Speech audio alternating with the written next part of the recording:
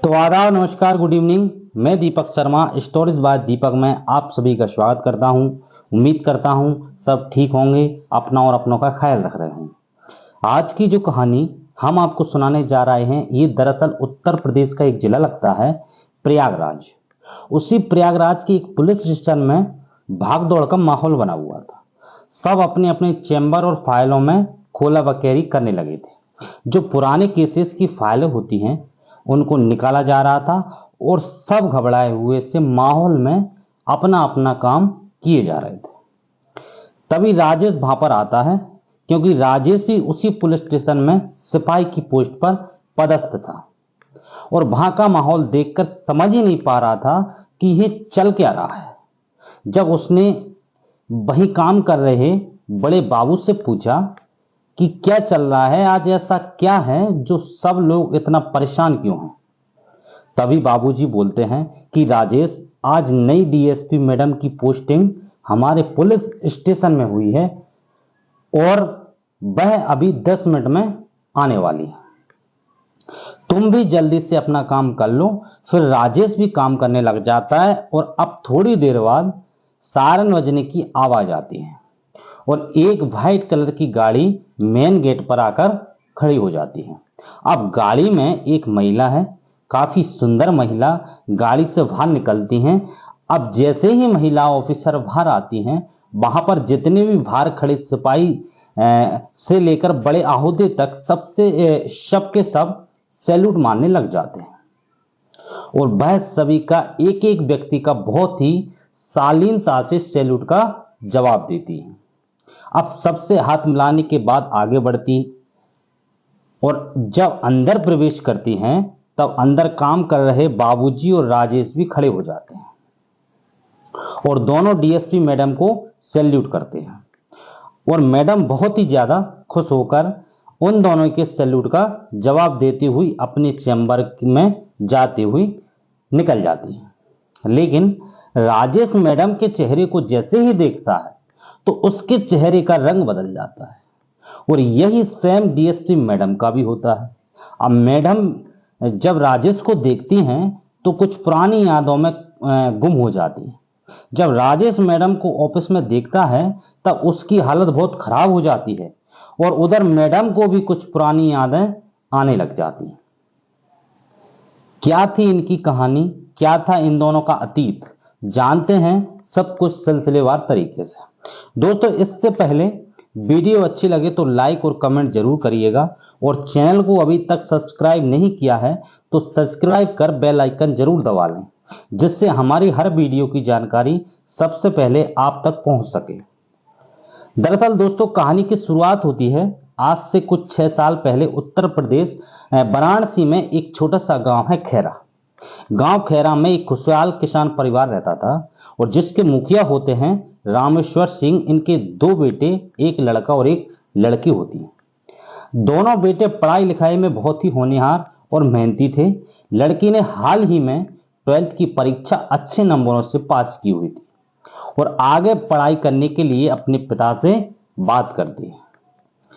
अब रामेश्वर बड़े चिंतित हो जाते हैं और कहते हैं कि आगे पढ़ने के लिए तो तुम्हें शहर जाना पड़ेगा, क्योंकि गांव में आगे पढ़ाई के लिए स्कूल कॉलेज की व्यवस्था नहीं है और शहर में पढ़ाई के लिए इतनी उनकी क्षमता थी नहीं, क्योंकि इतने उनके पास पैसे की व्यवस्था नहीं थी।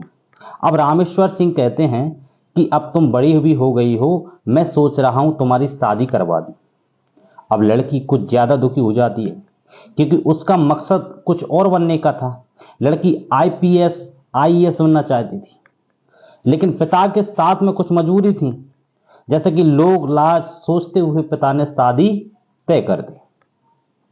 अब पास के ही एक गांव में एक अच्छा सा लड़का देखकर शादी तय कर ली जाती है।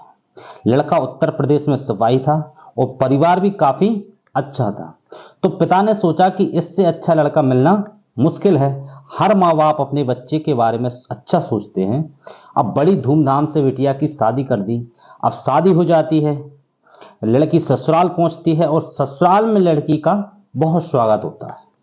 अब ससुराल में सास ससुर का प्रेम देख करके, व्यवहार देख करके लड़की काफी खुश हो जाती है। अब सास से कहती है कि माँ, मुझे पढ़ना चाहती हूँ और मैं कुछ बनना चाहती हूँ। तभी सासू माँ बोलती हैं कि बेटा, पढ़ाई लिखाई तो अब बात की बात है, अब तो नाती चाहिए हमें, जल्दी से जल्दी तुम दोनों मिलकर के मुझे नाती दो और फिर तुम अपनी पढ़ाई लिखाई करती रहना। बेटी चुप हो जाती है और वहां से चली जाती है। अब कुछ दिनों बाद जो राजेश जो उसका पति होता है वो उसको लेकर के कानपुर चला जाता है, क्योंकि कानपुर में ही राजेश पोस्टेड था। अब वहीं पुलिस स्टेशन में पुलिस लाइन में अपनी पत्नी के संग रहने लगता है।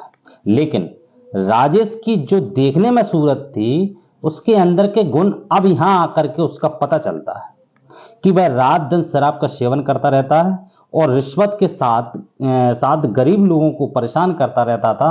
जैसे कि वहां के सब्जी वालों को परेशान करता रहता था। वहां पर इसका यह कारनामा देख करके लड़की अचंभित हो जाती है और उसे ये सब करने को मना करती है कि ऐसा खाना अच्छा नहीं है, इससे गलत असर, और जो दूसरे सिपाही हैं उन पर भी यही असर पड़ेगा। लेकिन राजेश को कुछ समझ नहीं आता है।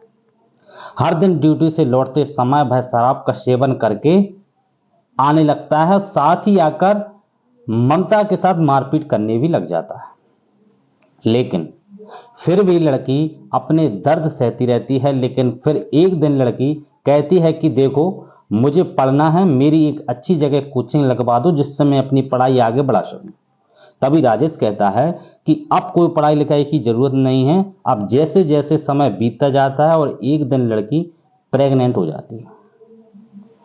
एक दिन राजेश को ज्यादा ही शराब का नशे में लड़खड़ाता हुआ घर आता है। तभी राजेश को ममता समझाती है कि अब तक तुमने जो किया, जितनी भी, सब ठीक है, लेकिन अब तो अपने बच्चे के लिए, अपने भविष्य के लिए, अपने परिवार के लिए आप इसको पीना छोड़ दो।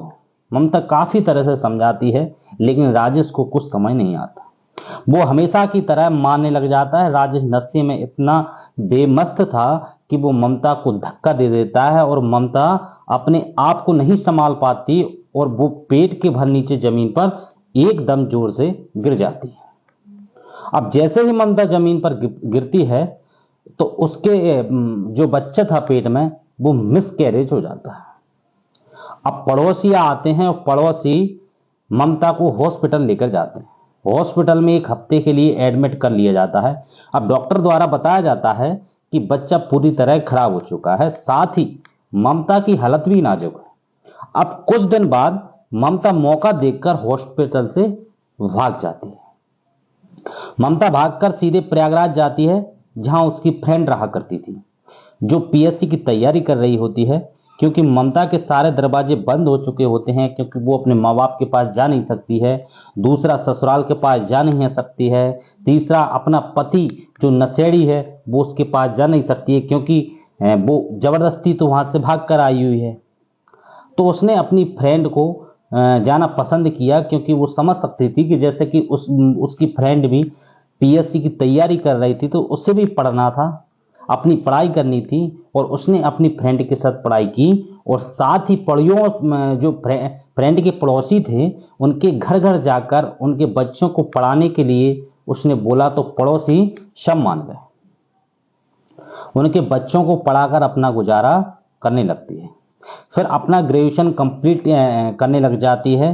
अब बड़ी मशक्कत के साथ 3 साल बीत जाते हैं। फिर उसने पीएससी का एग्जाम दिया, पहला चांस में वह सिलेक्ट नहीं हो पाती है।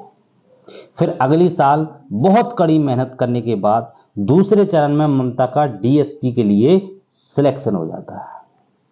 फिर इसके बाद ममता का प्रयागराज के तहसील में बतौर डीएसपी के पद पर इनकी पोस्टिंग हो जाती है। जब तक किस्मत का खेल देखो, उसी के पति की भी कानपुर से प्रयागराज के लिए ट्रांसफर हो जाता है। इन 6 सालों में और फिर यहीं पर नहीं इनकी मुलाकात होती है। अब जितने भी कर्मचारी थे सब नए डीएसपी मैडम से मिल चुके थे। वहां एक ही शख्स राजेश, जिसकी हिम्मत ही नहीं हो रही थी डीएसपी मैडम और अपनी पत्नी से मिलने की। तभी एक दिन मैडम राजेश को अंदर ऑफिस में बुलवाती हैं और बोलती हैं कि राजेश, सामने चेयर रखी है, उस पर बैठो। राजेश तुम मुझे पहचानते हो? राजेश कहता है कि हाँ मैं तुम्हें पहचानता हूं। ममता कहती है कि वह सारे दिन याद है तुम्हें, वो सारे जुर्म जो तुमने मुझ पर किए थे? राजेश के पास कोई जवाब नहीं था। ममता कहती है कि राजेश तुम्हारी वजह से मेरा बच्चा खराब हो गया है, याद है तुमको?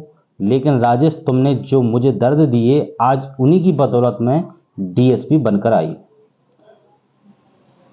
वरना तुम्हारे साथ चार दीवारी ही रहती मेरे लिए वो ही काफी था, और वो ही मेरे लिए, मेरे भविष्य, मेरे बच्चे के लिए वो ही सब कुछ था।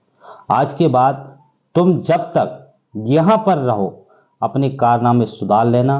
तुम्हारे जितने भी काले चिट्टे हैं इन सब से मैं अच्छी तरह से वाकिफ हूं, इसलिए भलाई यही है कि तुम सुधर जाना, वरना अब मैं तुम्हारा जीना हराम कर दूं। सुनकर राजेश रोने लगता है और ममता के पैरों में गिर जाता है और बोलता है, ममता मुझे माफ कर दो, मैंने तुम्हारे साथ बहुत गलत किया है। ममता कहती है, देखो रोने से कुछ नहीं होगा, तुम माफी के लायक नहीं हो। तुमने जो मेरे साथ किया है वो माफी लायक नहीं है। मैंने तुमसे क्या मांगा था? सिर्फ मैं पढ़ाई करना चाहती थी, अपना और अपने बच्चों का भविष्य सही करना चाहती थी मुझे, लेकिन तुमने राजेश बहुत गलत किया। आज तुम्हारी वजह से मेरी बच्चा मिसकैरेज हो चुका है आज, वरना वो 6 साल का होता अभी तक मेरी गोद में खेल रहा होता। मैंने तुमसे क्या मांगा था? अब मुझे, लेकिन तुमने राजेश बहुत गलत किया मेरे साथ, लेकिन ममता एक पतिव्रता थी, उसके दिल में राजेश के लिए अभी भी प्यार था। फिर एक दिन ममता ने आखिरकार राजेश को माफ कर दिया और साथ में ही अपना जीवन जीने लगे, और प्रयागराज पुलिस स्टेशन में उन्होंने कई साल अपना कार्यभार संभाला और खुशहाल जीवन जीने लगे। बस आज के लिए इतना ही। कल मिलते हैं रात 8 बजे किसी नई कहानी के साथ। तब तक के लिए धन्यवाद। जय हिंद।